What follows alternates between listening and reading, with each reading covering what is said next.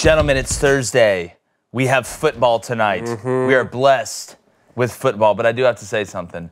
You know how, like, I guess when you start living together, like, for a while, like, you learn things about each other. One of the things I'm learning about Reed is when it comes to the house, like, she's very, like, matter-of-fact, methodical. Like, for example, she got some of these, like, fake, like, electric candles that, like, look like they're burning, but it's just a light.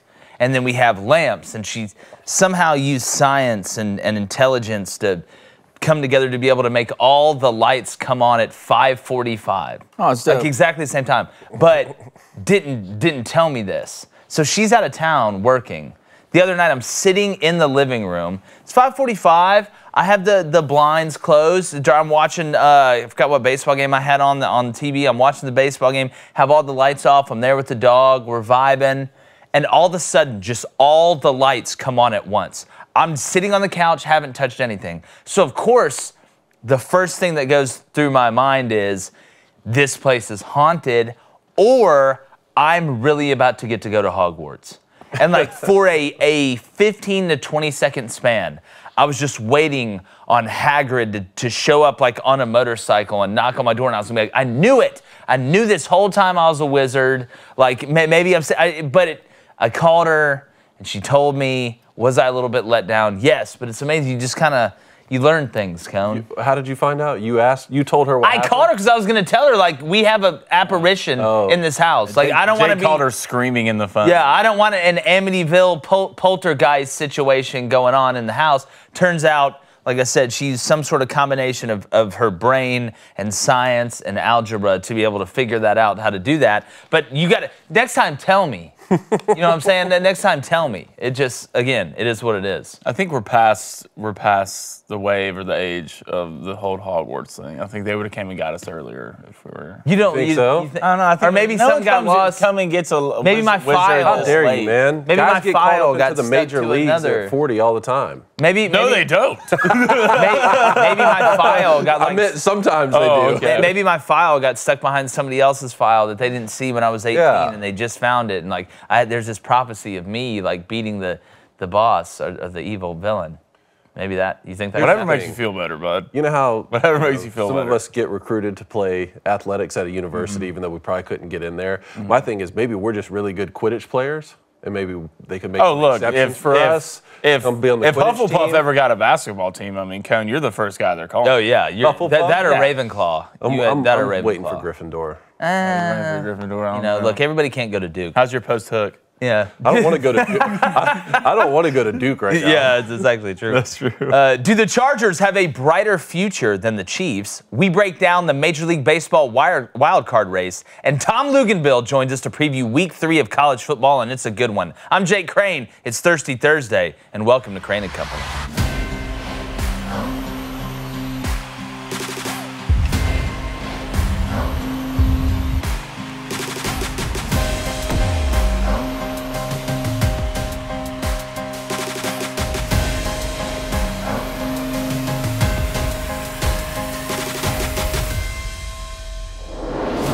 Comparing the futures of the Chiefs and Chargers is hard for many reasons, but the one obvious thing they both share is that their futures are extremely bright as long as they can stay healthy just like everybody. But if I had to choose a team to buy over the next 5 years, I'm going to go with the Chargers. Now, on the surface, most people would say the Chiefs is an easy pick because of Patrick Mahomes. And look, he's a witch. We already know that. And they already do have experience winning the whole thing. But the Chargers look like they have a chance to have a more complete team and roster. Now, I know the Chiefs defense only gave up some garbage time touchdowns last week, but the Cardinals were basically weaponless without DeAndre Hopkins, who suspended the first 6 games, Rondale Moore, who got hurt last week, and really in general. Now, that isn't to say that the Chiefs defense will be poor or bad, but the Chargers have a defense that can take over at any time. The Raiders are no joke offensively, and they recently added arguably the best wide receiver on the planet in Devontae Adams. Yet the Chargers had 6 sacks, picked off Derek Carr 3 times, and held the Raiders to a measly 19 points. Now, the addition of Sebastian Joseph Day and Austin Johnson up the middle on the interior defensive line looked pretty good, and the terrors on the edge and Mack and Bosa harassed Carr more than a jilted lover who's obsessed. Now, Justin Herbert also looked fantastic and made a lot of great decisions all day. He was able to find guys like Devin Carter and Jared Everett when Keenan Allen had to go out. And he actually had the second best QBR in week 1 behind Patrick Mahomes. Now, Herbert doesn't have to be what Mahomes is to the Chiefs for the Chargers. He needs to continue to make good decisions and protect the ball. Use his legs when needed because he has all the tools to put pressure on defenses from all over the field. The Chargers' pieces are young and diverse on offense. We know Allen will be back, and Mike Williams is an absolute redwood tree on the outside. Gerald Everett's a young tight end that has a lot of upside. Shout out South Alabama. And, of course, Austin Eckler's shiftier than a shapeshifter from the X school. Now, the offensive line needs to play better, but they do have the pieces to be a solid unit. The Chiefs will continue to be dominant offensively, but until they show me that their defense can consistently stop people, I think the Chargers have a slightly brighter future. New head coach Brandon Staley is young and very talented. He'll be in San Diego a pretty long time, in my opinion. And while Andy Reid is older and he may coach till he's 100, I think Staley's best days are ahead of him. Now, most will probably disagree with me here, and that's fine, because if I wanted to make everybody happy, I'd just sell ice cream for a living. Go ahead and bring in a co-host, former Michigan quarterback David Cohn, my brother, former Western Colorado wide receiver Blaine Crane. And look, it's a great situation to be in if you're the Chargers or Chiefs. It's not like the Chiefs are at the end of this run and they've got old heads at quarterback and stuff like that. You said Travis Kelce's still got a long way to go. I love the Juju Smith-Schuster ad. Clyde Edwards-Hilaire's a good young back. Pacheco is a good young back. You've got more pieces on the outside. So McCole Hardman's a guy that's still young. So I don't want to make it sound like I'm saying the Chiefs aren't going to be good or not going to win a Super Bowl over the next 5 years. But when I look at the Chargers roster, I just feel like they're more of a complete team.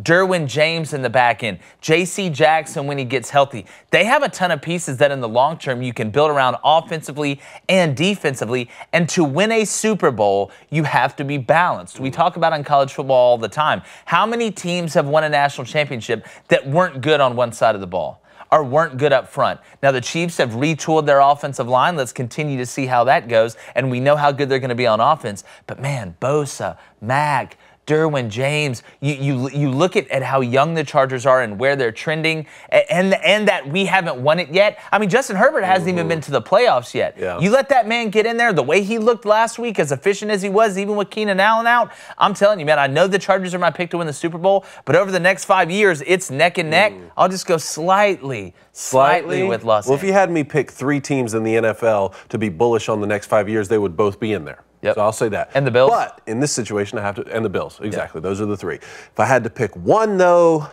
next 5 years, give me the Kansas City Chiefs. Look, Andy Reid is God's gift to the NFL. He's not the hero that we deserve, but he is the hero we need. For sure. Okay? Patrick Mahomes can just do things on a football field that just boggle my mind. I have to rewind the plays. I just don't think they're done yet. I know it was a very poor showing in the Super Bowl against Tom Brady and the Bucs, but that's what Tom Brady will do to you. You're not the first one, right? They have already won a Super Bowl. I don't think that combination is done. 5 years from now, Andy Reid's going to be 69, prime of his life, if you ask me. That's exactly He's right. going to be eating, 20 years younger than 32-ounce bone-in ribeyes, if you ask me.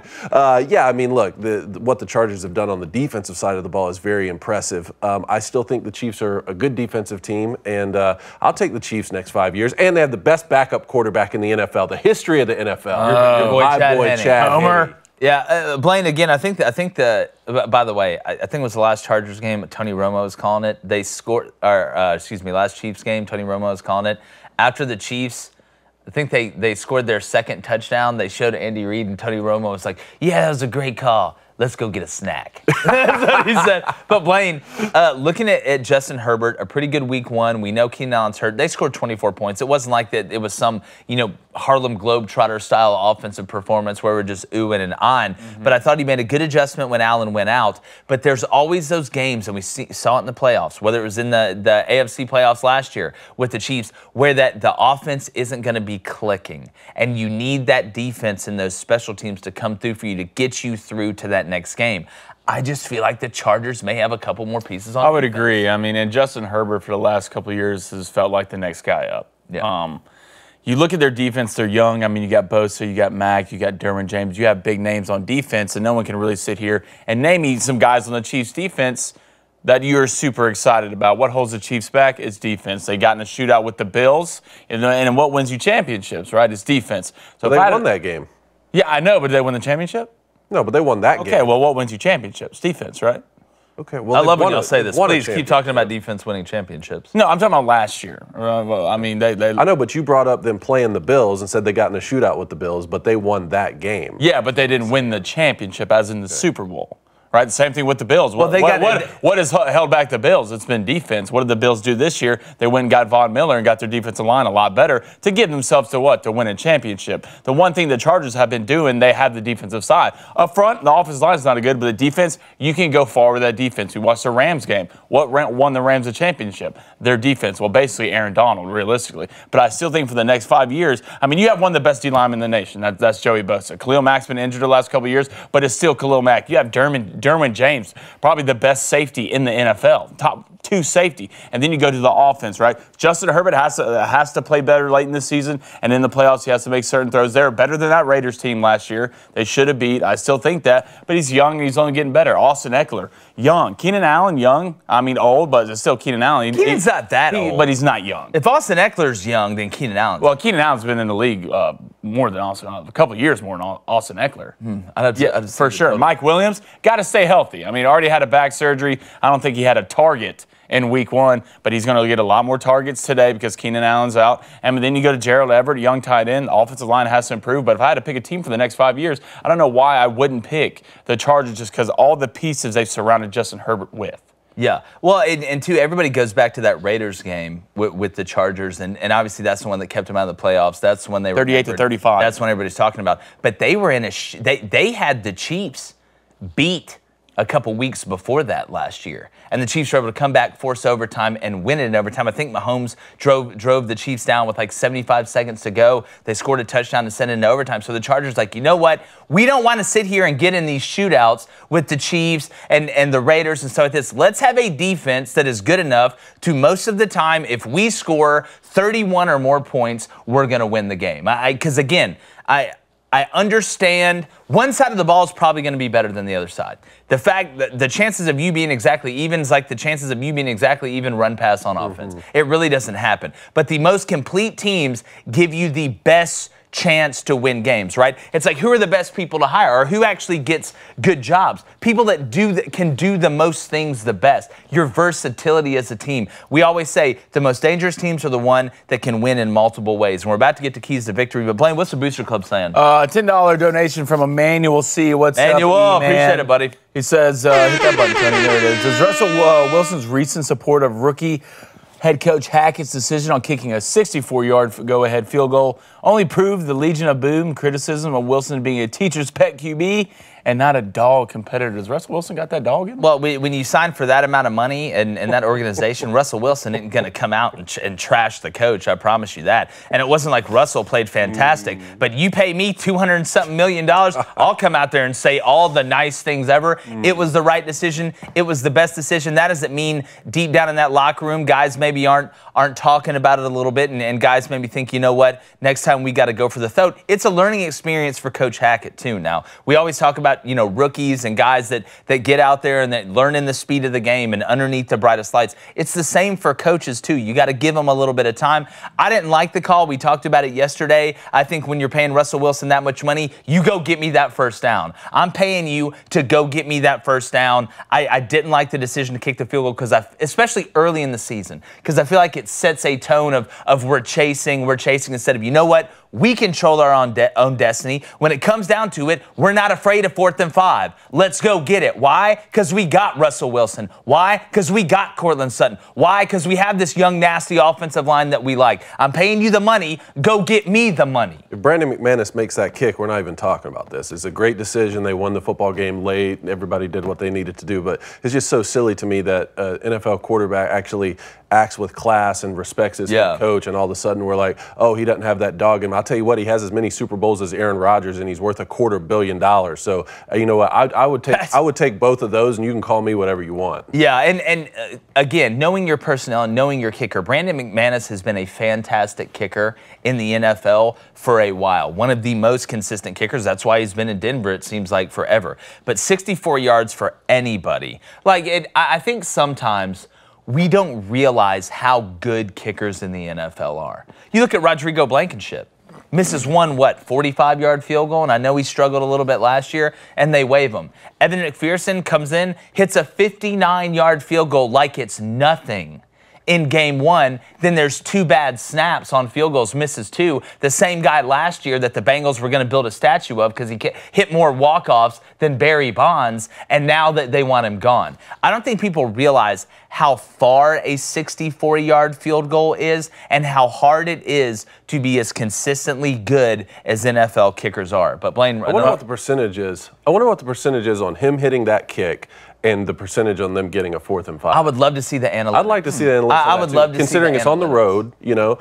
I can't imagine it's that big of a discrepancy. Well, I'd have to see the analytics because a little more. Again, depending on your personnel and kind of what you've done, I would love to see the. We need a breakdown, Booster Club. Yeah, somebody. Where's our analytics guy? Yeah, where's our numbers guy? All right, Josh Reagan says if Blaine was running Hogwarts, there wouldn't have been any sequels because those kids would have been jacked and tan on roids and dueling to the death. That's exactly right. One ring to rule them all, and in darkness shall bind them. That's so true. All right, Jimbo Eagle, hashtag question for Crane and Company. It still sits with me that the city of Los Angeles does not want the Chargers. If any of you were the owners of the Chargers, where would you relocate the team? Man, you know, I know that the Rams just won the Super Bowl. Of course. I'm going to tell you guys right now, they'd never do this, but I'd put a team in Alabama. I'd put a team in Alabama. They have one. Nah, not just. No, well, the Stallions did win the USFL. Ali, look, you put one in Birmingham, like an NFL team in Birmingham, it'd do good. It'd do really well. Go ahead, the state of Alabama. Now you say, oh, well, they're so deep in Auburn, Alabama. Believe me, I'm from the state. That it would be a way to kind of bring everybody together. Everybody cheering together. The Birmingham Chargers. Stop. So speaking of being worth $250 million, let's do it. Y'all don't like it out in L.A.? Everybody's leaving California anyway. Just come on over to Alabama. We'll put you right in Birmingham. Justin Herbert, we'll take you to Dreamland, which is actually mid, not Mama Goldberg's like we talked about yesterday. But come on down to Birmingham. One more, and let's get in the keys. Okay, yes. Whoever said in the chat earlier, I can't go scroll up, but you're from New Zealand listening, first-time listener. Yeah, I appreciate Kiwi, you. baby, what's up? Yeah, absolutely. I appreciate you listening. I wish I could scroll up and get that, but I can't. All right, Johnny Teams. Oh, Blaze Gibbs also says, who does Jake have winning the Super Bowl? I don't think he said it enough, and you know that. It's the Chargers, obviously. Yeah, let me tell you, it's the Los Angeles Chargers. All right, That's who. Johnny's team, hashtag Ask Crane and Company. If Arkansas has one loss to Alabama this season, what 3 SEC teams could make the playoffs? They're not going to put 3 SEC teams in the playoffs. Outside of just absolute chaos, David. No. Just chaos. Like the Joker. If Arkansas loses to Alabama and that's their only loss, and Bama goes on to win the West, I mean, you're looking at a fantastic bowl for Arkansas, but you'd have to have, I mean, Notre Dame's kind of out of it. You know, the team that I'm watching is with that schedule is BYU. That's the team I'm watching. You'd have to have nobody out of the Pac-12 go, which Utah already did lose to Florida. You need USC to lose, which I think they're going to eventually. I just don't think they're good enough up front. It would take an absolute Jake Gyllenhaal day after tomorrow, you know, Dennis Quaid, come save me from New York situation for Arkansas to get there. But I would not be shocked if that happened. Like I said, KJ Jefferson may get an invite to New York. Here's the thing with Arkansas. They've got to stop running KJ so much. Arkansas fans, y'all have watched the games, how beat up, and I get it's a big part of his game. He's not going to make it through the season. You remember last year, 3/4 of the way through the season, KJ's grabbing at his leg, grabbing at his shoulder. He's a big guy, but he runs very violently, especially in the red zone, and he's a weapon there. But Arkansas's got to be smart. They've got to be smart with KJ Jefferson, or he's not going to last the season. Yeah. It's just the truth. But we'll get back to the Booster Club. I want to get to these keys of victory. Go ahead. All right, it's one for each, obviously.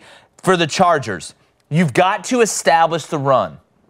Last week, you know, your leading rusher, Austin Eckler, I think had 14 carries for 36 yards. Not good enough. not good enough. The offensive line's got to start opening up some more holes. It's going to do nothing but help Justin Herbert. The reason the Chargers kind of faded offensively last week, and I get Keenan Allen went out, was they had no answer in the run game, so they were having to find ways, whether it was in the intermediate to short passing game, to continue to have drives that move along, to not get stagnant. I don't know how many times they converted 3rd and 5 or 3rd and 6 on the intermediate passing game to get through it. Gerald Everett was huge. Devin Carter stepping up in Allen's absence was huge. Herbert made a beautiful throw in between the safety and the corner. I think it was a little, just a little skinny route there at the end that he fit in there, a little seam route. So for the Chargers, you have got to be able to run the ball, because with the Chiefs defense, I don't think the Chiefs defense is elite, but we know Chris Jones is a monster up front. They got some guys running around the back end that played pretty well week 1. Even though Chris Jones said it was a C+ effort, I think they played pretty well. Not a ton of missed tackles for the first week. So you can't let the Chiefs turn you one-dimensional. I don't care how good Justin Herbert is. You don't have to run for 200 yards.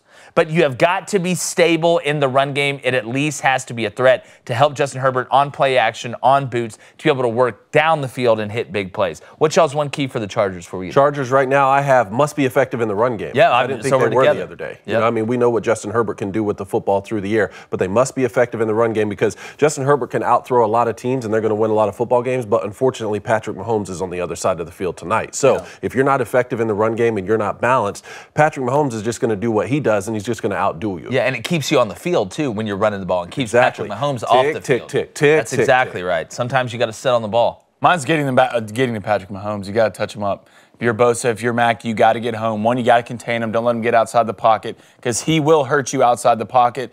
Get interior pressure, get inside pressure. And if you can get to Patrick Mahomes early in this game and somehow not stop him, but somehow contain him with the offense that you have, with the backing you have on defense, I think you'll be in this game late in the fourth quarter. We're going to find out how good that retooled offensive line is for the Chiefs in this game. And don't forget, Mahomes landed on that left wrist in game 1. They had They had it wrapped up a little bit. What's the status on that? Watch that off arm. He said it was going to be sore on Thursday, which means he's still. I'm sore. Yeah, that's true. Well, your adrenaline gets rushing, but again, one hit on that thing from Bosa or Mac. Not that, and I don't want Patrick to get hurt. I'm not saying that.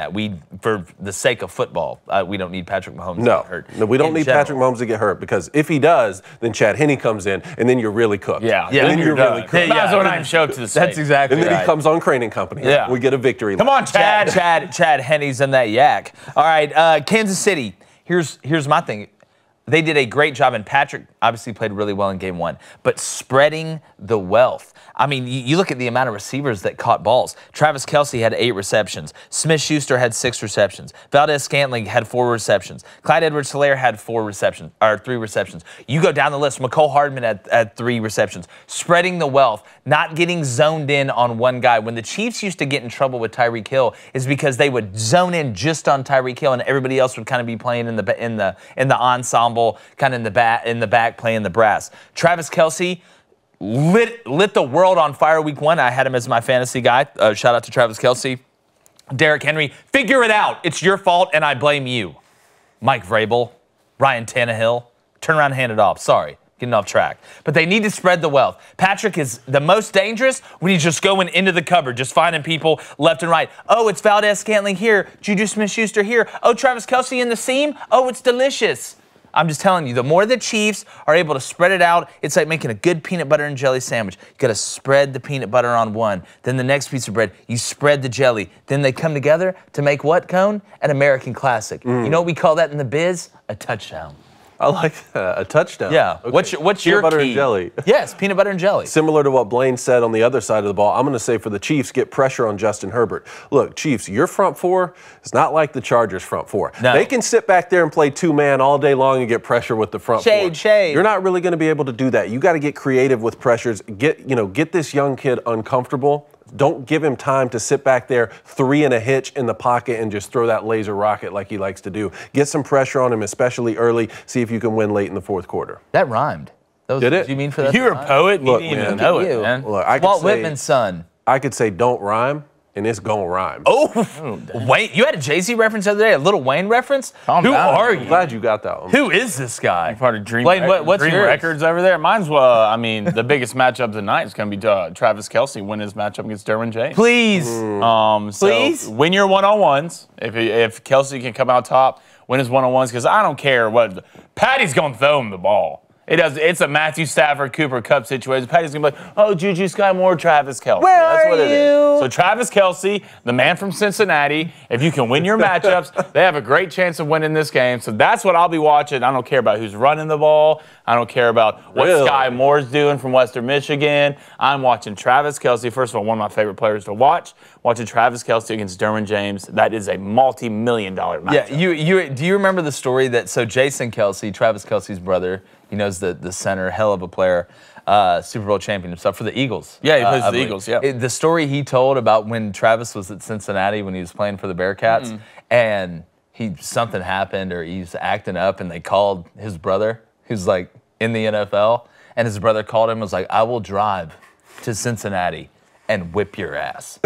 Like, it's just a great story, like great older brother, younger thing. And they said Travis was great after that. So older brother's still up there running the show. It's funny to see that dynamic. Like you see it with brothers, like the Watt brothers and stuff like that. It's just a cool dynamic, Blaine.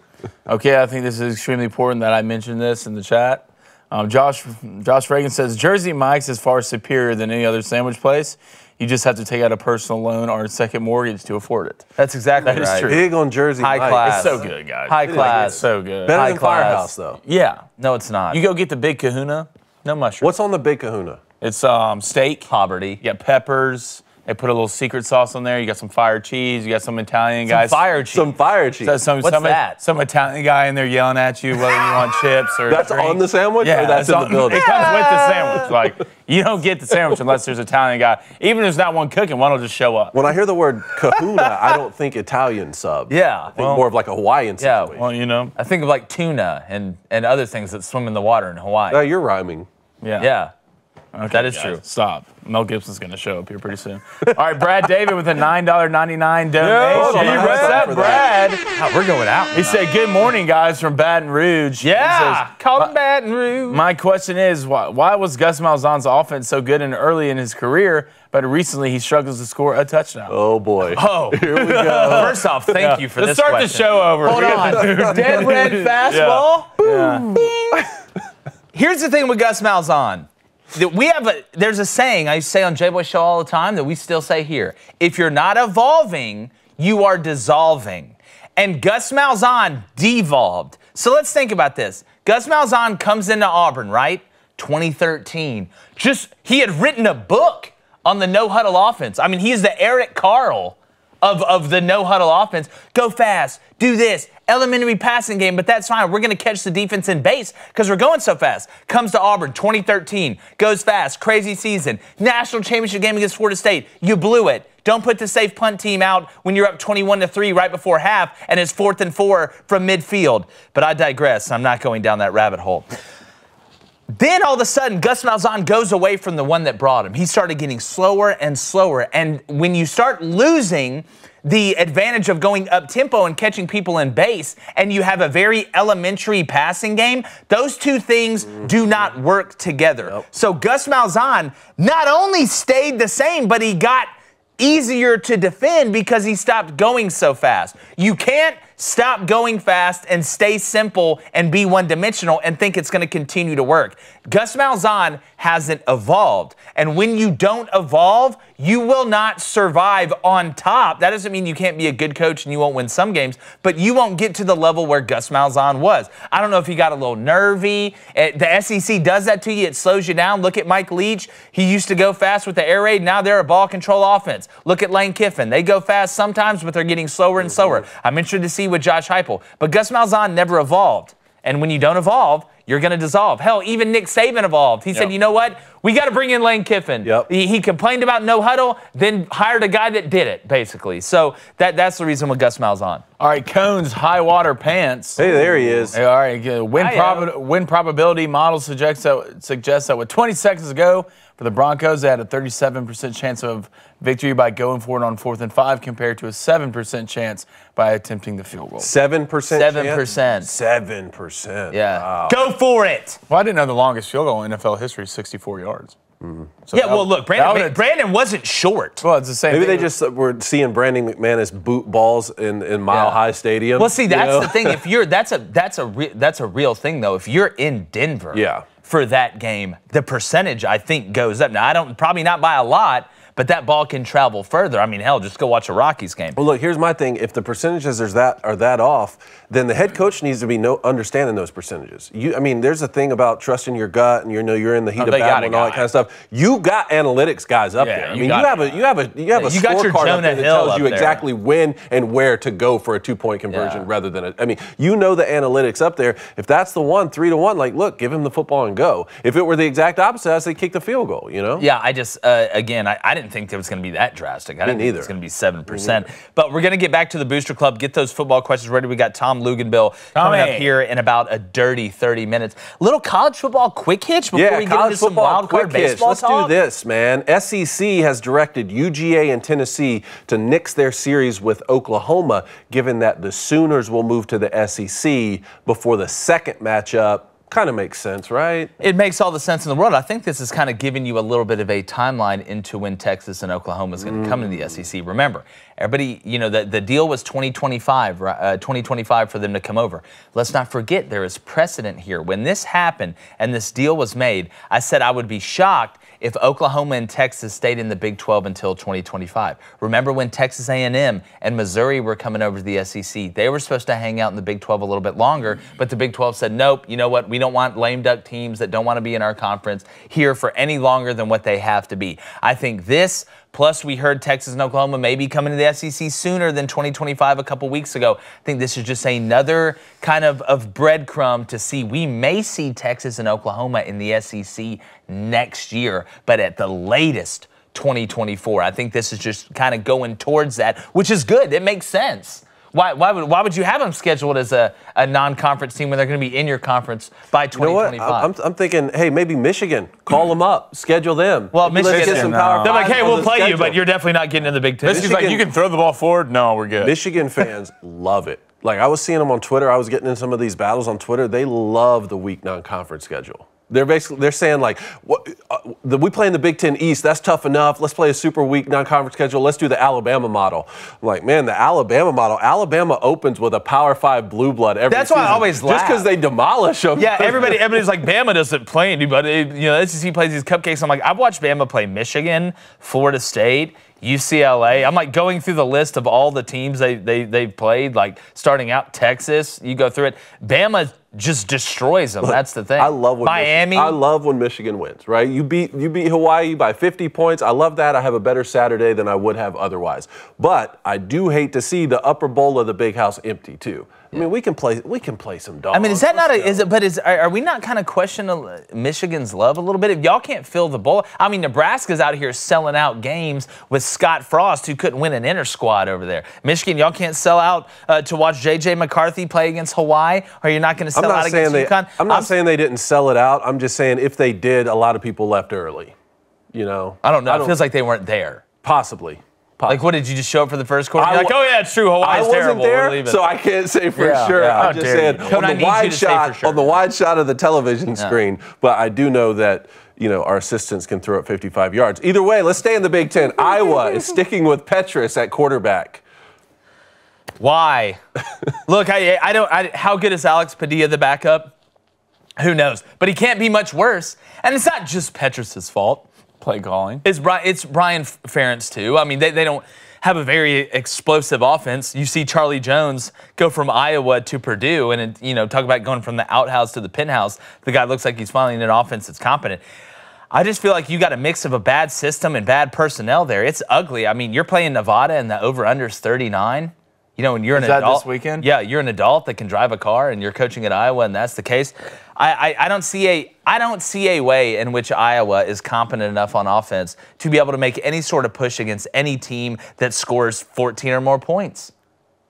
Like, look at their schedule. What defense do you look at that Iowa playing? They're like, yeah, they're going to score 24 points against. Petrus is not a good player. He's a statue. All right, Brian Ferentz, I mean, he plays it, you know, closer to the vest than a pocket. I mean, it just, at some point, a change needs to be made. Iowa, and I'm a defensive guy. I love defensive games and stuff like that. But the way Iowa plays is just gross. Like, who would want to go play offensively for Iowa? Who'd want to go? And anybody at skill position, I wouldn't want to go play there. To do what? You know, it's like taking over like a one-star team in NCAA 14. I'm not going there to start my coach a career. It's not the way it works. That's the best thing to do. No, I'm not talking about. I'm talking about 2 or 3 stars. Fine. I'm not going to FCS. Look, I took Old Dominion to probably 7 championships in a row. Old Dominion's in the Sun Belt.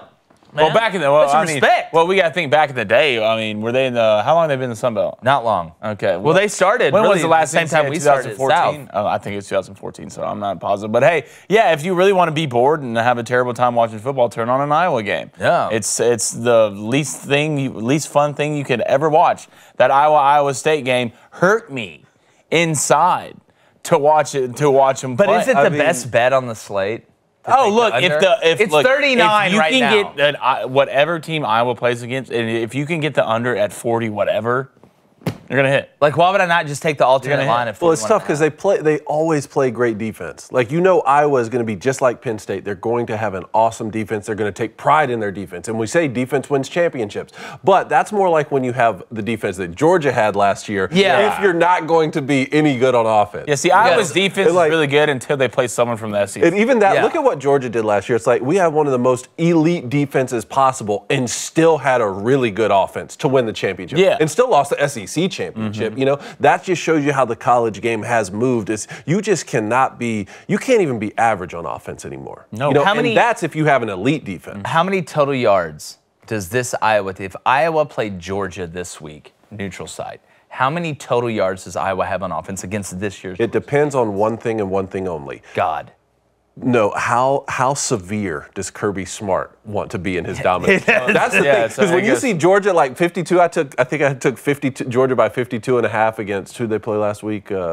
Sanford? Against Sanford. It's like, well, you know they could beat them by that much. So the question is, how ruthless does Kirby Smart want to be? How good are Iowa's ones compared to Georgia's 2s and 3s? Well, here's the over-under. Right. I would legitimately put the over-under for Iowa at a total of 75 yards. Do you think Iowa's getting more than 75 yards? Yeah. I'm talking about you got to count sack yardage and stuff like that. You think Iowa's getting over 75 yards?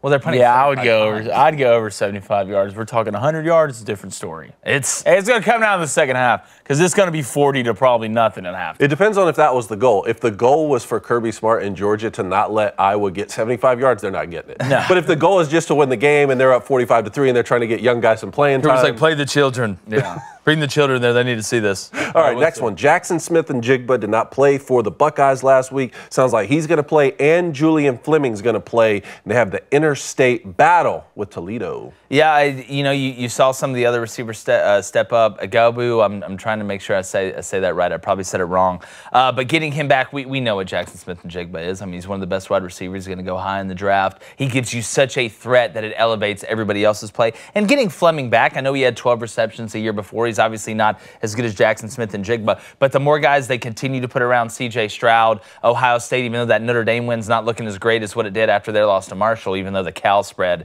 I'm just really going back and forth on whether I need to take that with Drew Pine coming in. I feel like it may give them a little bit of a shot in the arm, a guy that can throw the ball better. But look, Ohio State's got really good players. We know the wide receiver, the room is as deep as the Pacific Ocean. They've just got to continue to do it when the lights come on, and Ohio State will be fine. I still think they're undefeated and make the playoff. Bobby Petrino back to college football. Missouri State? Yes. Right? Missouri State going back to Arkansas. Another shot here for Bobby Petrino. If I'm Petrino, I'm showing up on a motorcycle. That's just how it is. Too soon. No. I'm showing up on a motorcycle, and we're coming to try and win the game. Just to set the tone? You're not going to win the game. To set the tone? Just to set the tone so, people don't forget. Look, the Bobby Petrino story is one that it's really sad in my opinion because he was a guy, and Bobby isn't the nicest guy. He ruffles a bunch of feathers. He isn't the most cordial guy, but when it comes to offense and building an offense and somewhat of a program, he showed you whether it was at Louisville, when his career was really taking off, he was a guy that was formidable. He was the OC at Auburn. We saw him do his thing, and he's been around and shown that he can have success. I did get a hit off one of his sons in the state championship game when we were 12 years old to give us the lead, and we ended up, winning the game. But that's neither here nor there. Shout out, Nick. What's up, buddy? Cool story. Sad story. You're going to lose. Yeah? Yeah. I was very close to playing for Bobby Petrino at Louisville in his first Really? stint. Yeah. You were going to be at the Ville? I was going to be in the Ville. I was thinking about being in the Ville. They had the #1 passing offense in the country the year before that, and I went to camp there, threw well with your boy Neil Caudle. Yeah, at that camp actually. Talk about that. And they just my father was asking Coach Petrini, he's like, so there's some reports you might join an NFL team soon. Like, are you going to be here for a while if my son comes? He's like, yeah, I'm gonna be here. I'll be in Louisville forever. He was in Atlanta like just a couple months later. Yeah, that's exactly right. That's exactly right. Yeah, I don't really exactly believe Bobby when if he came up and be like, hey, it's raining, I'd be like, it's probably sunny. All right, what's the next one? Is that it? That's it for the college football quick hits. Let's get to Booster Club, Blaine, before we get old buddy Tom Lugs up in here. All right, we had another donation. We are going to the club from the one and only Her Dizzle. Her Dizzle, brother. It's not his, it's definitely hers. How many more rings does Patrick Mahomes get in his career? It's a good question. 2. I think he wins 2 more. I think he wins 2 more, which obviously be an unbelievable career. He could stop right now and it'd be an unbelievable career. Patrick Mahomes, to me, and you look at the quarterbacks right now that we have in the game with Josh Allen, Aaron Rodgers, old school Benjamin Button, Tom Brady, Justin Herbert, the young crop that we have, even a guy like Zach Wilson, who I think has a chance to be good. I don't think he's going to be what everybody else thinks. But you look at some of these young guys, it's unbelievably healthy right now in the NFL with quarterbacks. And you got guys making no-look passes. I mean, we're doing stuff that you only saw on a basketball court at full speed in the NFL right now. And I tell you what, after watching Patrick, I know it's 1 week, but even watching him during the preseason, it looks like everybody else is going in slow motion compared to him. Just he doesn't look frazzled. He doesn't look sped up. That's why when you see, and I talk about spreading the wealth as a key to victory and hitting these different receivers and using the tight end, you don't do that unless you're seeing everything. Patrick doesn't look like he ever panics. The game never looks too fast for him. It looks like he's playing fast and he's reading fast and playing slow. And whenever you're doing that, it's an amazing gift. Because again, we watch replays and you watch highlights and you're like, wow, what a throw. But to me, it's more about his eyes. He's literally thinking, so fast that guys that are breaking on balls, it doesn't matter. You can watch him reading one side of the field, seeing the other side and working back.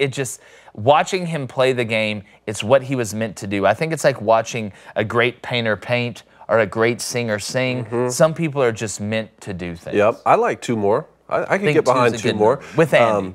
And that's the thing. I think he needs to get him sooner rather than later because Andy Reid gets the most out of him. And like we just said, Andy Reid is 64, even though I think that's he's in the prime of his life. He's eating ribeyes. One of the things that'll be tough for Patrick Mahomes is almost all the quarterbacks that you just mentioned are in the AFC. Think about the young AFC They're quarterbacks. all in the West, AFC West. Look at the quarterbacks AFC West. Josh Allen, yeah. On the East, but like Josh Allen, Justin Herbert. Now you have Russell Wilson in the AFC. Yep, like, Derek you have to Carr get through a lot of quarterbacks before you even be able to make it to the Super Bowl these days. Whereas in the NFC you have Tom Brady's not. I mean, maybe he'll play forever, I guess, at this point. But Aaron Rodgers, Tom Brady. You think of the NFC quarterbacks as great as they are, probably a little closer on their way out. Yeah. Let's Blaine. Let's get one more and let's get to this Major League Baseball stuff. All right, Joseph Lavelle. What's up, Joseph? Hashtag Ask Brandon Company. After the first few weeks, who do you all think has been the best so far in college football?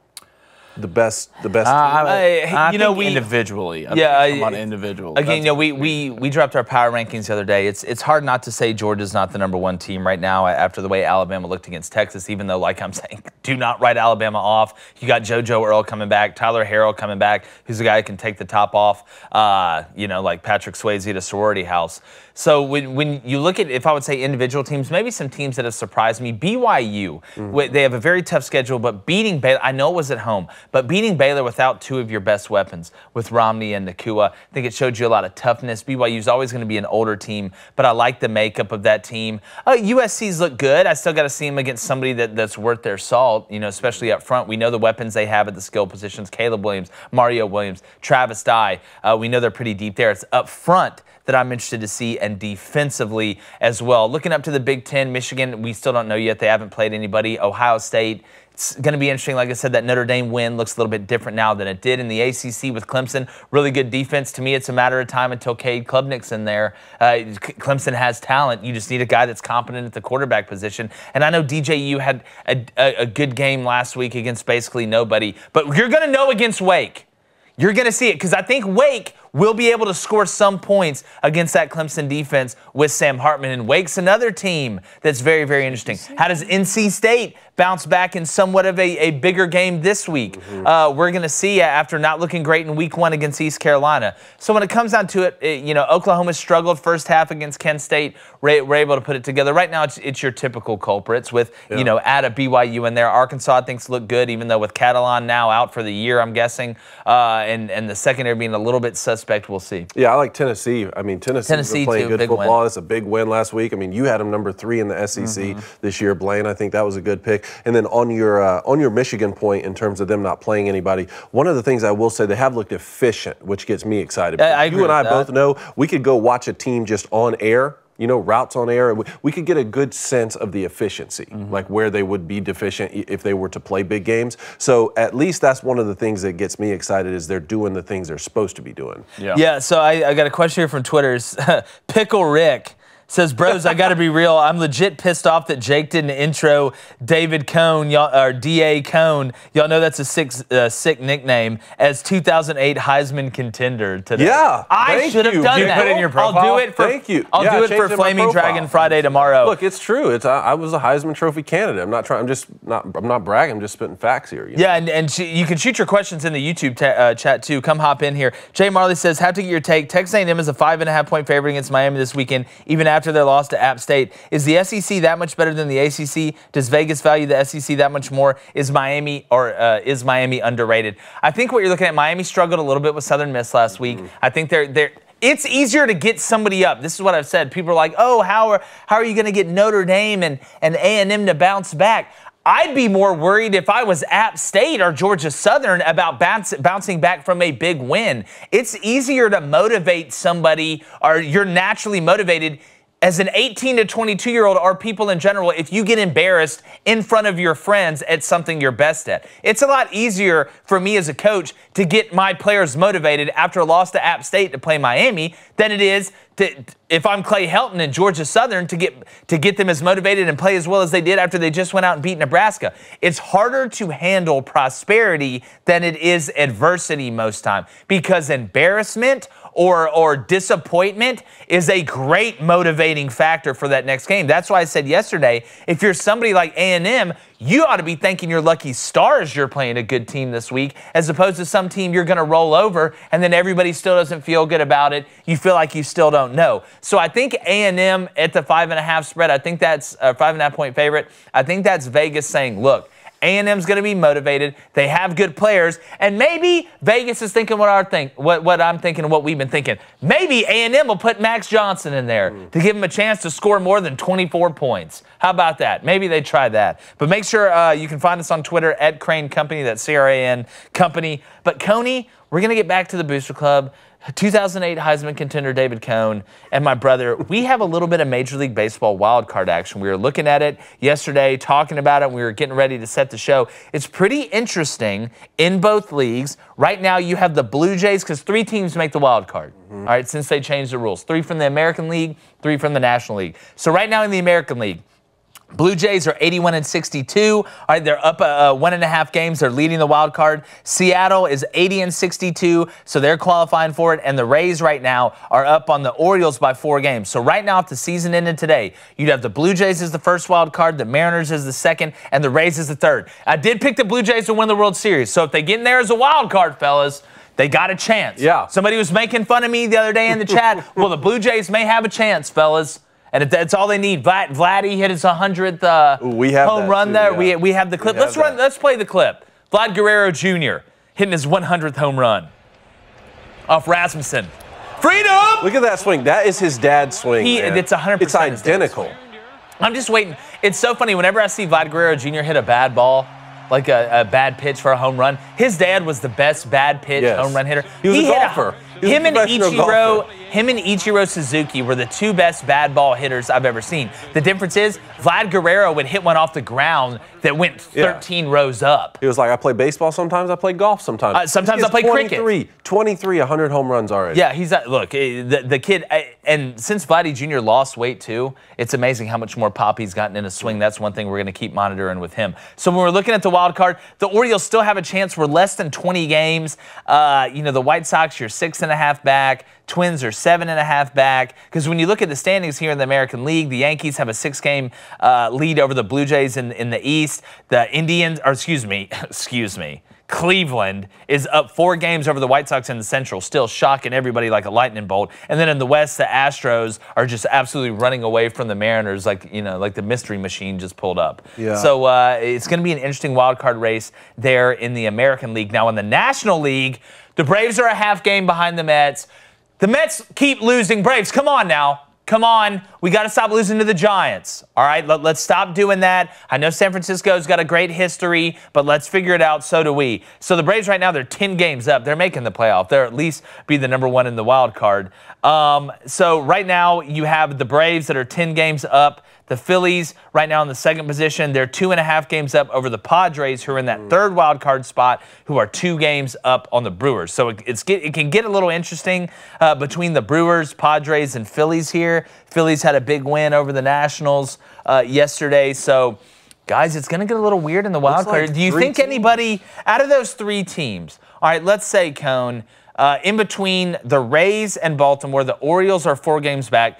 Who has a better chance to make the wild card? The Orioles, who are 4 games back against the Rays right now, or would you say the Brewers, who are 2 games back against the Padres? I know the games are different. You could say it's easier 2 than 4, but the way it kind of winds up, who do you like more? I think the Brewers more. I think the Brewers would have an easier path. And so, but look, it looks like 3 teams from the NL East are going to make it in, which is phenomenal. And then I'm also they're the AFC West of the Major League Baseball. Exactly. I'm looking at the White Sox now too, because it looks like you're probably not going to be able to catch one of the wild card teams. But they're 4 games back in the division. Yeah. And they have a series starting against Cleveland tonight, I believe. So I'm looking at that's probably the better chance for the White Sox to be able to make it in. Again, the Blue Jays, I guess that's the same thing with the AL East, right? Blue Jays, Rays, and Yankees would all make it in, right? Yep. There you go. Well, and Blaine, again, I obviously know that it's easier to make up 2 games than it is 4. But just storyline-wise, man, I want the Orioles to get in. You know, the Orioles, everybody early in the year, disaster early in the year. Nobody's expecting anything. You got a young core. I mean, if you'd have told me that we'd be sitting here in September and the Orioles are 4 games out of the wild card, just make a little run here.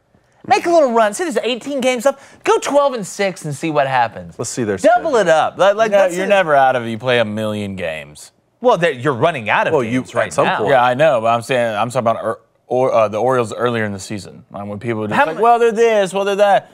It was so early. They play 1,000,000 games, guys. It's baseball. It'll all even out sooner or later. Yeah, true. But, I mean, Cleveland as well. Nobody saw Cleveland. A lot of people just had the White Sox signed up for winning that division. The Twins as well. We know with Correa and those guys screwed me out of a Nerfy yesterday. Here's the Orioles remaining. They have 20 games remaining. Okay. So the 3-game series against Toronto.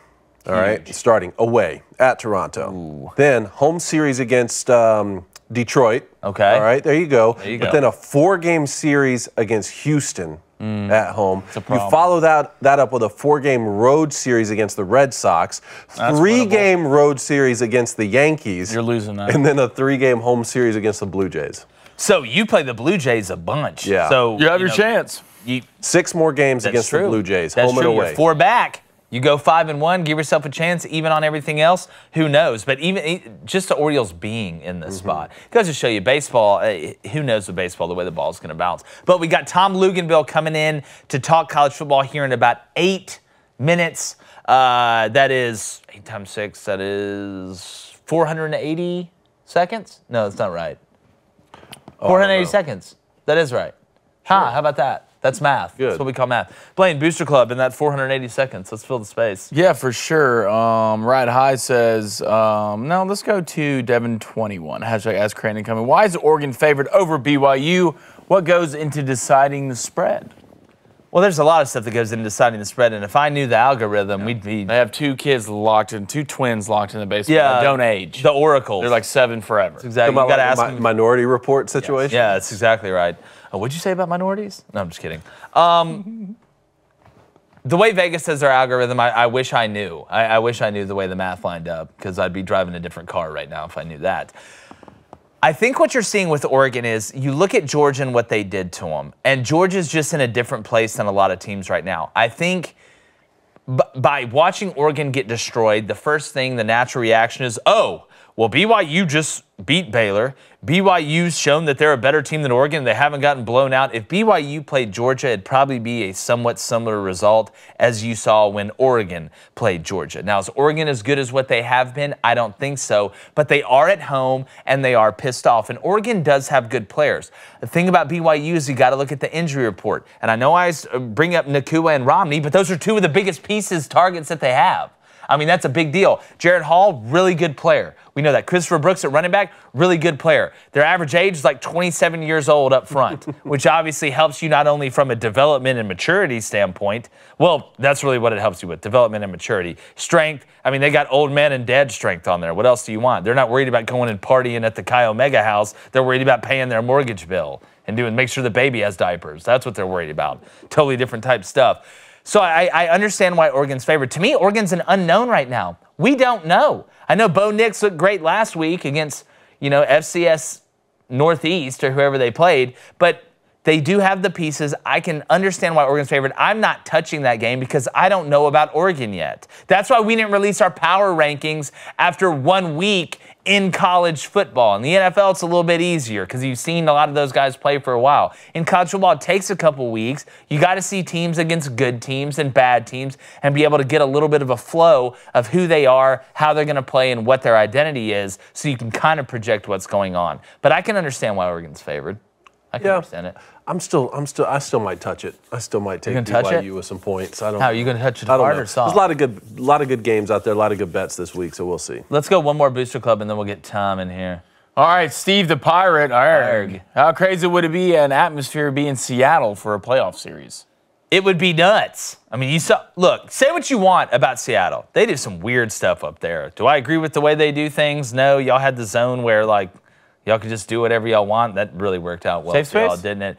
No, it was not a safe space. That was a safe space. That was the opposite of a safe space. How dare you pour over them? That was a violent space. Get out. If you want violence and non-inclusivity, you just got canceled. Yeah, dude. Oh, yeah, well, so I mean, are you trying to be based? Join the list. You're so based. I know. I'm 100% based. Call me Flea. That's a Red Hot Chili Peppers reference. I love that. Thank you. We're going to get Tom in here in a second, but Seattle shows out now when it comes. I mean, you got old ladies up there that were MFing Russell Wilson, like you saw during the game.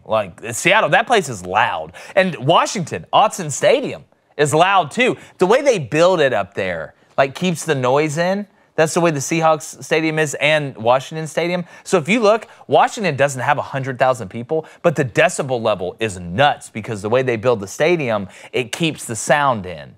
It's some sort of architectural, genius anomaly that was put together. Yeah, you wouldn't understand. Millions of years ago. I think this is built by the same people built the pyramids. I heard that. That's on the Wikipedia page. That's right. Yeah. That's factually true.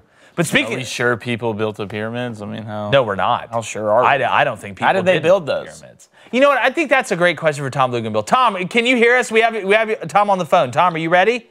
I'm ready, man. I hear y'all. There it is. Well, first off, we'll get to college football in a second, but let's talk about stuff that really matters. Did humans build the pyramids in Egypt? I would have to be shown and proven through actual architectural schematics and technology how they possibly could have done it. Yeah, I don't think we could do it nowadays outside of, Patrick Mahomes. But at least we would have the machinery to actually lift the stone, right? That's true. Lift the granite, lift the rock. What were they doing?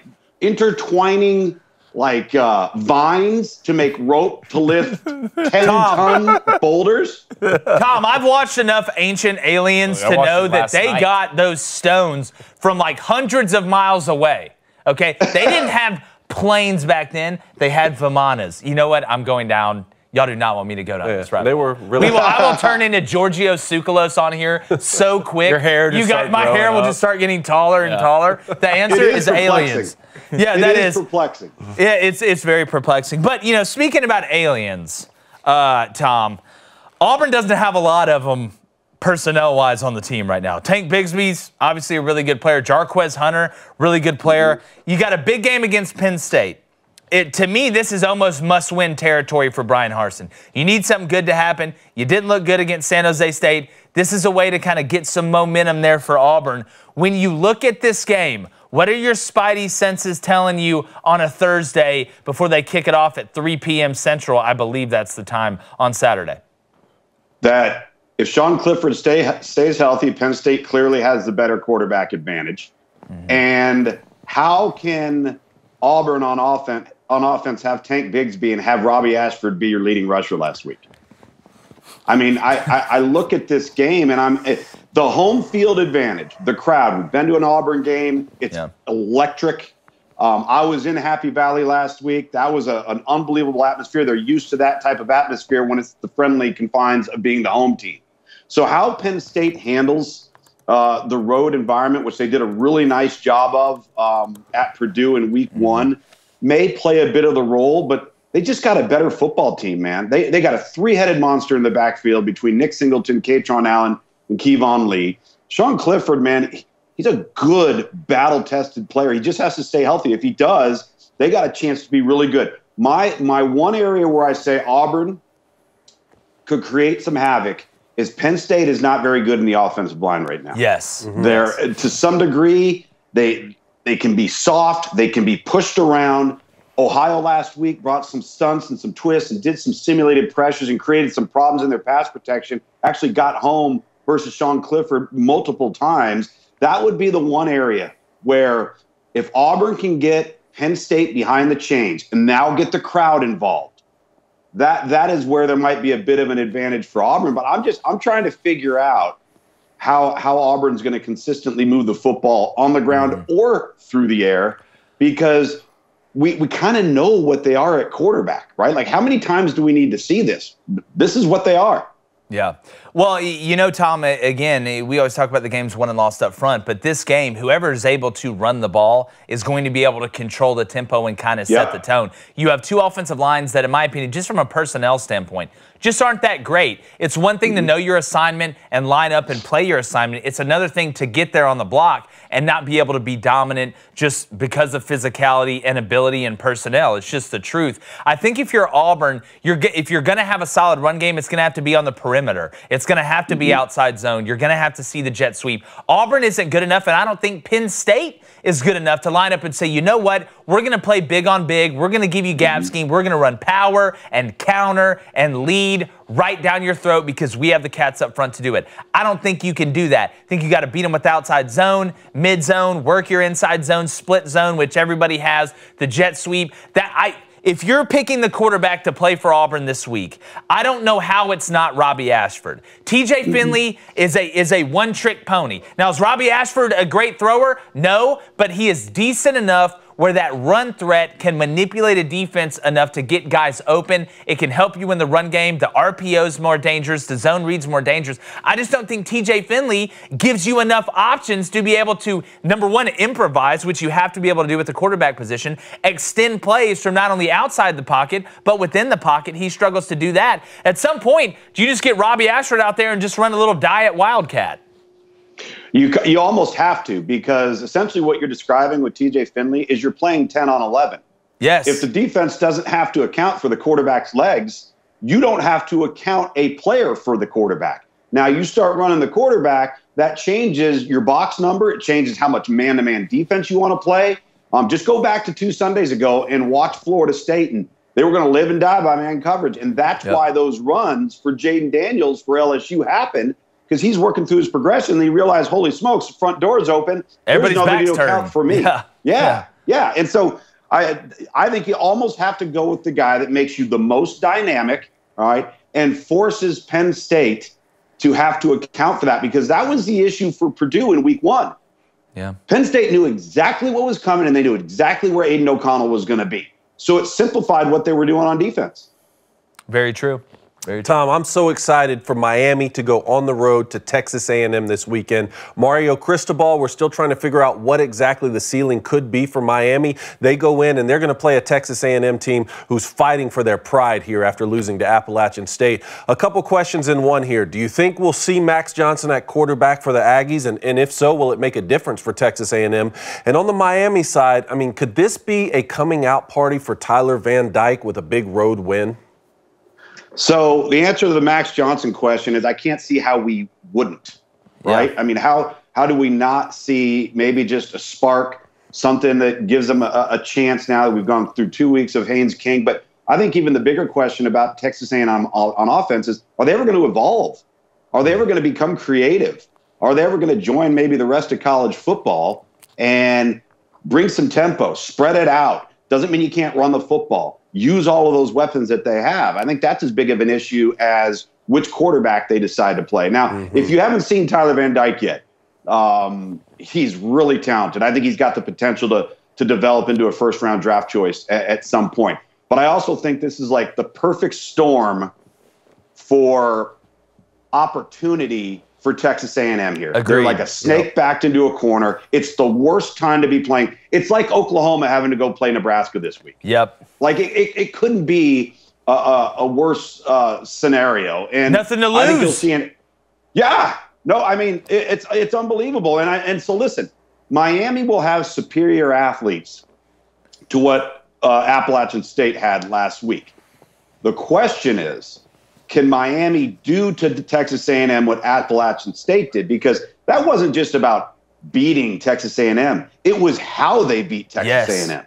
They physically whooped them at the point of attack. How does Texas A&M have 18 rush attempts and App State has 52? It's wild. I mean, it's mind-boggling. I mean, it really is. And so I think Miami's going to have to go with the same mindset. They're going to be more prolific in the passing game because they got better skill, but they have to go in with the same mindset that we are going to line up and we're going to smack you in the mouth and we're going to run the ball down your throat. And it looks like Miami's found a bit of a run game.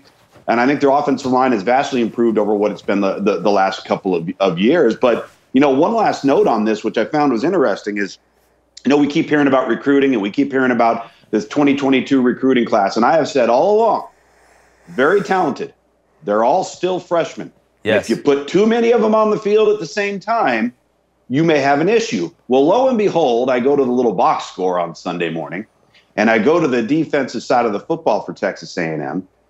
You have to go down like 15 to 16 players before you see one of those true freshmen on defense log a tackle. Wow. They're not playing, right? They're not as involved, and so. You know, that's why I think a lot of people are saying, well, maybe Texas A&M's best opportunities in 2023, 2024. Okay, well, that's fine. That doesn't give you an excuse to lose to App State on week 1. No, and I've been one of the guys that's big on A&M in 2023, but you got to get the quarterback situation figured out because, again, we all know you get a jump start there, then there is talent there. They have some talent. I do want to make a point on Miami. Some people will say, oh, well, Miami struggled with Southern Miss a little bit early. I'm big on Will Hall and Southern Miss, but let's not pretend like Miami wasn't probably looking ahead to this game and was very vanilla in what they did offensively. If you go back and watch that game. Yeah, I mean, it's going to be a great game, and you mentioned Oklahoma, Nebraska. I think we're going to get to that in a minute. But first, I want to get your thoughts. Mississippi State going to Baton Rouge with this LSU team here. I think Brian Kelly tried to make a statement last week with, what, they have 50 points in the first half, something like that. But Mike Leach is putting something special together at Mississippi State. I think Will Rogers is one of the best quarterbacks in the country. How do you see this game playing out here? I mean, can Mississippi State go on the road here and get a nice win? If LSU decides to play a three-man front and drop 8 because they know there's zero willingness to run the football on behalf of Mississippi State, and Mike Leach decides to run the football, Mississippi State will win this game. I think they are the better top-to-bottom team. May not have the better top-to-bottom athletes, okay, but they may be the better team right now between Mississippi State and LSU. And I just, for years in the air raid, I think you can get away with throwing it all over the lot, throwing checkdowns, doing all this stuff when people are rushing 3. You got 5 to block 3. They're dropping 8. And if you're not in a line of scrimmage league, which the Pac-12 was not, the Big 12 was not, I think you can get away with that for the most part. If you're an outpost location, if you're quirky, if you're different, you can do some things. You can be competitive. You can win. But when you get into the SEC, at some point or another, if you're expected to beat the big boys, there is no way you're going to be able to do that if you're not willing to run the ball versus a 4 or 5 man box. And I think that's the next evolution, because I have as much respect as anybody for Mike Leach and what he's done on the team that he's put together. But what he's done to a certain point in the SEC will get you to a certain point. But in order to maybe make that leap, take that next step, you're going to have to run the football, in my opinion, to some degree, just to keep defenses honest. Force the defense to add a 5th or a 6th guy into the box. So now, guess what, guys? You get man-to-man defense. Yep. And do not play man-to-man defense against the air raid. They will Here comes shred mesh. you. Here it comes. Oh my goodness. Mesh, shallow cross. Think about it. Do you remember that first game for Mike Leach against LSU? Hey, Tom, written down on this paper, written down on this piece of paper when you were talking about the 4 or 5 man box, I wrote down, don't play just man, because that's exactly what LSU did a couple years ago and got shredded. Yeah, Mike Leach first game. Oh, got shredded. Miles Brennan threw for like 300 yards. They got beat by like 21. I know. Unbelievable. Yeah, definitely. Hey, Tom, a game a lot of people aren't talking about is Fresno State USC. Fresno State comes in as a 12.5-point dog. What does Fresno State have to do to win this game, and what does USC have to do not to slip up against a good Fresno State team with Jake Haener at quarterback? If you haven't seen Jake Haener yet, you're missing out. This guy is a flat-out playmaker, all right? And that's all fine and dandy in the passing game. But if you look at SC right now and you look where their strengths are and you look at where their deficiencies are, Fresno State's going to have to come up with a way and commit to running the football, because you're going to have to limit USC's possessions. And they can't turn the ball over. You know, people fail to realize SC is not very good on defense. But they're not. They forced 8 turnovers in 2 weeks against a horrendous team in Rice and a terrible team in Stanford. So they've had so many offensive possessions, so many opportunities, because the defense has been opportunistic. But if you don't turn the ball over and you can run the football against SC, that's how you're in the game in the last 7 minutes of the football game. For all of Jake Haener's gifts at Fresno State, he's going to give them what they need, give them what they want. But it's really, to me, going to be about limiting SC's possessions. And if you don't give them the ball back through costly turnovers and you can effectively run the football, you're going to have an opportunity late in that game if you're Fresno.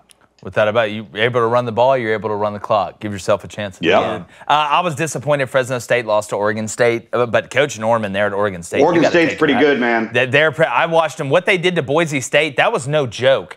Week 1. Boise State, are they the best team there ever was? No. Did they absolutely blow it for me against UNLV and the spread that I had last week? Yes. But that's a pretty nice win there for Oregon State, going on the road. In a pick-em there. Tom, I want to get to the Booster Club here in 1 second, but BYU, Oregon, real quick, your take on that game. What else do we need to see out of our boy Bo Nix before we just say, this is what he is? This is, I don't care what he did last week. I care what he does against similar or better competition. And we know what the outcome is. We know we've seen the bright spots. I think they've been few and far between. We've seen the streakiness. That's what he is. We've seen the inconsistencies, the inaccuracies, the unwillingness to stay in the pocket, work through progressions, and flush the pocket unnecessarily. That's what Bo Nix is. And I'll tell you one thing. I've had BYU multiple times the last 3 years. You better put your big boy pads on and get a note from your mother if you're going to play them. That's exactly because BYU will beat you up. They are physical. They don't beat themselves. Obviously in the kicking game last week, they had some snafus, able to pull it out, but they're a well-coached, tough physical football team that knows exactly who they are. And keep in mind, guys, they're old. Like, they got guys collecting Social Security on that roster. That's what I'm saying. So, they have fathers that are just, their dads are going to practice after dropping their sons off at practice. I mean, exactly. it's I like BYU.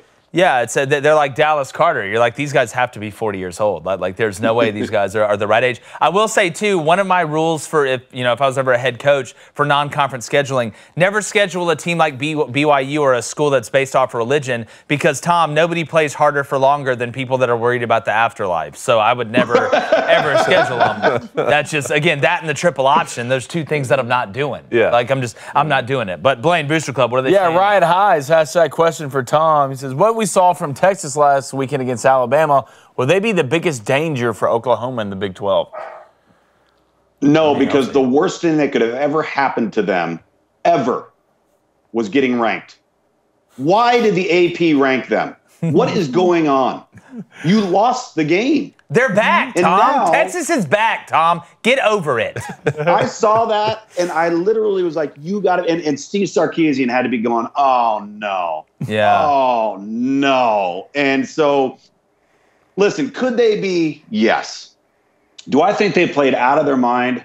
I do. I thought they played aggressive and tough, and were not scared of Alabama defensively. They came after them. I thought I loved the approach. They say, hey, if we're going to go down, we're going to go down swinging. And then I think it hurt them, not so much that Hudson Card had to play, but that Hudson Card was banged up and didn't have his normal level of athleticism, because that really, I think, hamstrung Steve Sarkisian in terms of some of the things that they wanted to do.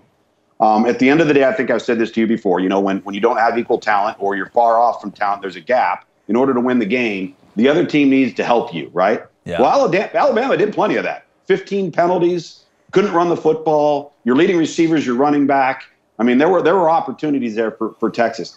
The only way you convince me that Texas is the biggest threat to Oklahoma is if Texas shows prior to that game that they can handle the outcome of that game, being ranked off of the outcome of that game, and actually flourish without Quinn Ewers.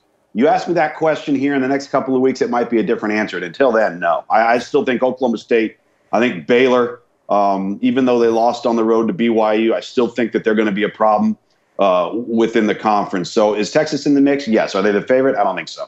Well, I tell you what, we can talk about the Big 12. They better make sure they play good against UTSA, because if you don't go out there and play, Frank Harris and them will come and rip all the hope that you had very, very quickly. They've done nothing but play overtime games over there with the Roadrunners. Yeah. So you better watch. You talk about, I think it's 11-point spread, something like that. Maybe it's gone up to 12.5.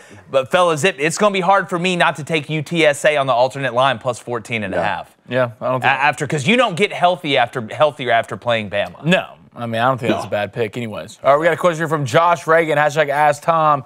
He wants to know who comes out on top in the ACC and why is it his Wolfpack? It would be his Wolfpack if Clemson doesn't make a change at quarterback. That's why. Agreed. Yeah, that's exactly right. Listen, I think there's a couple of things that make this entire deal scary. Florida State's only going to get better, right? NC State has had a history and a penchant for not living up to expectations when they've had an off season of hype, right? For whatever reason, that's been a difficult hurdle for them to get over. On paper, should they be the favorite to win? Yeah, probably. When they're returning level of experience, quarterback play, they got to shore up things in the kicking game. But I still look at, Wake being a problem for people now that they got Sam Hartman back. North Carolina, you better be ready to score at least 40 to have a chance to beat him, which probably won't be very difficult. And so I just think it's a really crowded, and we didn't even mention the way Syracuse is playing. We didn't mention the way Miami's playing, the Miami game coming out of Texas A&M. Yeah, that's what makes that conference. It's like the East Coast version of the Pac-12. Yeah. Every single week, it's one of the toughest pick-em leagues because the teams are so evenly matched across the board. Mm-hmm. No, I agree with that. But, Tom, what game you calling this weekend? I got Ole Miss, Transfer U, playing against Georgia Tech, Transfer U. It's the Transfer Bowl 2022. Nice. Love it. Down in Atlanta. So I'll be getting done with you guys here and hopping in the car and heading down the road for the Second time in 3 weeks. Definitely, Nice. man. I like the over in that game. Georgia Tech's plus 16.5. I know you're calling it, Tom, so I'm not going to ask you to pick Yeah, like I on can't game talk day. about that. Where they're like, Kirk, is calling the game, so you don't say a word, Kirk, or we'll burn this whole set down. But no, Tom, I appreciate it, my friend. Great stuff. Tom Luginbill. Make sure you check him out. Going to be calling the Ole Miss Georgia Tech game. Really appreciate it, my friend. It seems like you're in Atlanta every week now. You were just there for Clemson the other day. I know. The beauty of it is when I drive, I get paid mileage. I'm actually making money to make the trip. Yeah, just take the long way. Don't type it in ways. Just take the long way. You'll make more money. Tom, we appreciate it, my friend. Thanks, guys. Have a great weekend. All right, brother. Travel See you next safely, week. man. Tom Luginbill, one of our favorites. Guys, before we get to bets, we have a showdown in fantasy this week. Yeah. Who you got? Blaine and I got Walsh. I got Sweet Baby Gang. Oh, Don't worry. Sweet Baby Gang's getting mopped up on there. So Daddy? here's what we got. We got Team Morning Wire versus Team Shapiro. Ben's 1-0. Bickley got lucky last week with Justin Jefferson going off. Me and Walsh, both 0-1. I'm coming after you, Matt. I'm coming after you and the whole Sweet Baby Gang. Booster Club versus Sweet Baby Gang. You know how we ride. 50% chance to win? What? Why is it not 100%? Look at this one Look at here. Knowles, who Knowles cheated and by having a Clavin. war room. He's 1-0. He's taking on Team Clavin, who kind of came out of the dead. What's the points to the right? And he's 1-0. That's the total points you're That's projected, wrong. Blaine. Oh, for the week? Yes. I don't know how many scores. I Projections didn't don't get matter. beat. I love I didn't get projections beat don't by matter. 136 Nobody's points. saying that, dude. Come on. It's who's calling you? Insecurity? God, I wish Calm you'd down. been projected 136 points last week. Must have been. What's the other matchup we got, or is that it? No, that's not there it. it is. There it is. There it is. There it is. 55% There it is. chance. Team Blaine versus Team David. Flaming Dragon versus Team Get Off My Lawn. Both are 0-1. Right now, Blaine has a 55% chance. He's projected 141.7 points. Cone's projected 131.59 points. But we all know projections don't matter, because if you're projecting, you're probably doing the same Little thing wager? yourself. Little wager? Little on our wager? matchup? How many points did you score last week? $100. Let's put $100 Not bucks many. on it. Not many? 100 Not a bucks lot. on it. 100 bucks Yeah, on I'll put it. 100 bucks on 100 it. bucks? 100 on bucks? it? That's something more fun than that. Okay. 200 bucks. You want to keep going? $1,000. You want to keep going? Hey, look, whoever loses, the other person steals their card. If you don't get that, Blaine out his car. Who do you all got playing tonight? I'm Ed? glad that you can joke about that. Yeah, I know. Well, they found it. So Yeah. It's not damn joke about it now. I don't know who I have playing tonight because I haven't. So you have Austin Eckler playing tonight. Maybe. He Clyde might- Edwards-Helaire. Maybe. Yeah. Maybe. You got to play both them. You got to Maybe. play both of them. You gotta play Oh, both. you might want to sit So wait, what are Austin. we really putting on this? So something needs I don't to know. happen. We haven't really thought about it. In the comments, tell us what should be put on this, because we Come got on, Booster till Club, Sunday. what should we do? Booster Club, we should know. While we're doing that, I'm gonna head over to the board of, hey, guess what, Mets? I pick you one time and you lose, but you deserve it. You guys are choke artists. The first comment we have. If you're a painter, you draw Don't pictures say of people choking. grow a mustache. Yeah, you're supposed to be doing that anyways. Josh Ragan says he's taking Blaine to cover. I appreciate Is it. it Josh Reagan or Josh Ragan? No you one said it knows. two different No times. one Blaine really to cover. knows. What does I love that how Blaine mean? answered. What does Blaine? no one knows. What does Blaine to cover mean? Am I that heavily favored? Loser gets kicked off of Cone's lawn. Well, look, That you're was staying gonna off the happen lawn anyway. anyway. I'm gonna be on the lawn. Don't worry about it. I'm gonna be on the lawn. Loser gets replaced by replacement Cone. Ooh, Permanently? for one segment. Permanently? One segment replace. I like that. Let me see what he thinks. Hold on, replacement Cone. No. Oh wow. Don't No, call I like it my that. seat. Stay over there. Yeah, dude, the way he talks about you. Yesterday, Twins. That's fine. Just score in the bottom of the first. Nothing else to do in Minnesota, even though the Vikings are pretty good this year. Could have a better year than the Cowboys. Remember, I said that. Tonight, we're betting football. Why? Because I want to. Give me the Chiefs, Chargers. Each team to have at least one passing touchdown and at least one rushing touchdown at plus 250, Cone. You brought that bet up earlier. I loved it. I'm trailing it like we're at a national park. And then give me over 55. All right, it's at 54.5.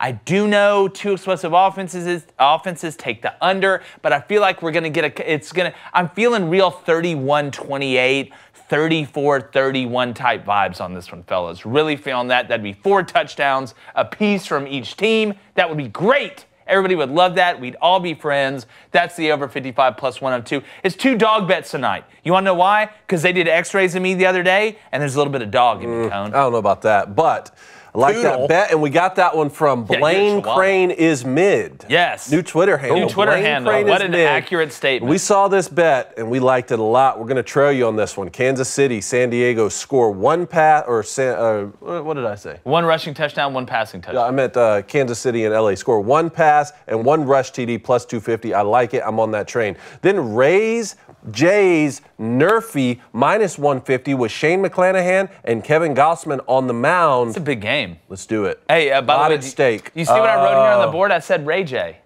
Thought you'd like that. I don't know if we should do this, though. What, Blaine? What is it? Read it. All right, Josh says, Blaine has to wear a Bama jersey on Flamin' Dragon Friday, and Cone has to wear an Ohio State jersey on Get Off My Lawn Wednesday. Yes! That's it. No, there it is. No, yeah, already that's have it. to wear a Purdue That's it. jersey. I don't know, Cone. No, that's it. I think that's too far. No, it's not. Is that too far? No, it's not.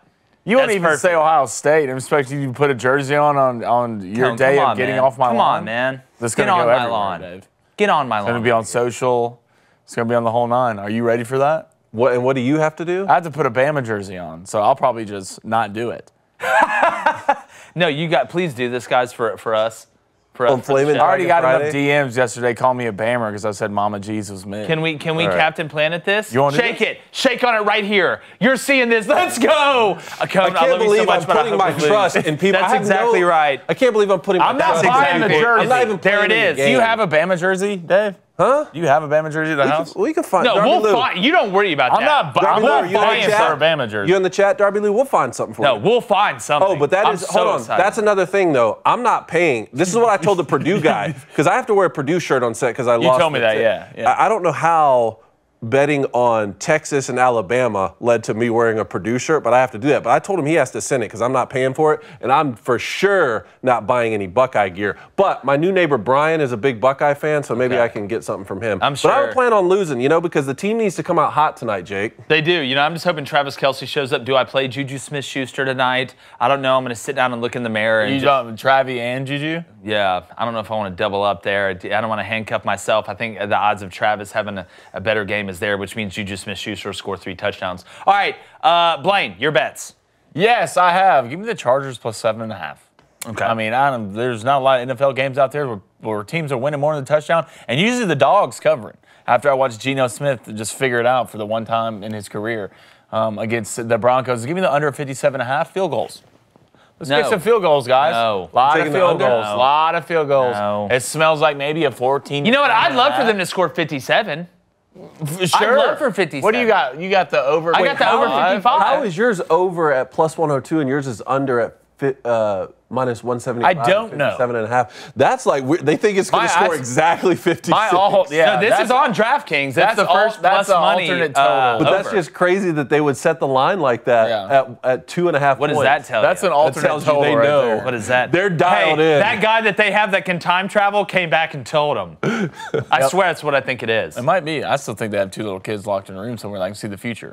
They have white hair. Yeah, the Oracles. Yeah, the Oracles. No, that makes sense. Baby Cone, What are they 25 and called 17 in, on the month. Minority Report. They're called what are they called? I don't know.